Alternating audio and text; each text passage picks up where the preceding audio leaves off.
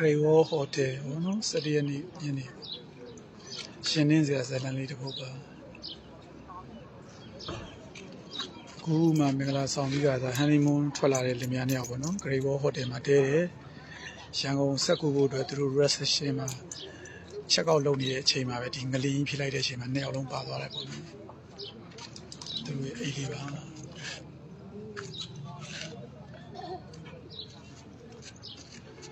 ရုပ်လောင်းနေရ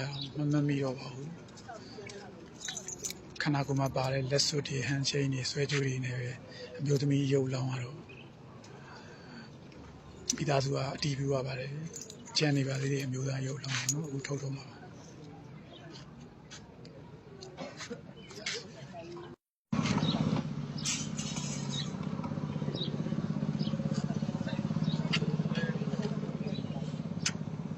တကယ်ကိုတန်ဝင်ကယူစရာတွေကောင်းပါတယ်ကျွန်တော်တို့ကအဲ့ဒါကြောင့်မို့ကျွန်တော်တို့နိုင်ငံမှာဆိုတော့ဘေးမျိုးမျိုးတွေရောက်နေတယ်ဆိုတာဒီကာလာကြီးမှာလူတွေကနော်အမုန်းတရားတွေလည်းအရန်ကြီးနေကြတယ်မနှက်ဖန်ဘာဖြစ်မှန်းမသိတဲ့လောကကြီးမှာတယောက်နဲ့တယောက်ပေါ့နော်ကိုယ်နီနာမှာရှိတဲ့လူပဲဖြစ်ဖြစ်အားလုံးကမုန်းနေနဲ့မသွားတာတော့ကျွန်တော်ပူကောင်းတယ်ဗျာသိလားခုဆိုရင်ဒါဆိုရင်ကျွန်တော်တို့ကတကယ်ကိုဒီဟန်နီမွန်းထွက်လာတဲ့လင်မယားပေါ့နော်ဟန်နီမွန်းထွက်လာတဲ့လင်မယားနှစ်ယောက်ပေါ့အမျိုးသမီးရဲ့ဓာတ်ပေါ်တွေကတော့ဒီကင်းကရပြီဒါအမျိုးသားရဲ့ဓာတ်ပေါ်တွေပေါ့သူတို့ဆိုရင်တကယ်ချက်ကောက်လုပ်နေတဲ့အချိန်ညမှာဖြစ်တာပဲမ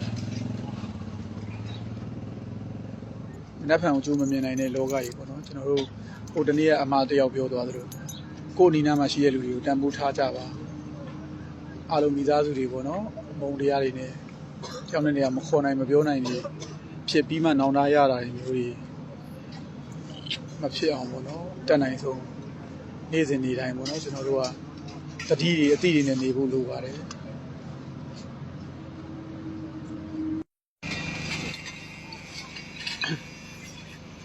ကဲဝေးလောက်ရတာလည်းလွယ်တော့မလွယ်ပါဘူးဗျာ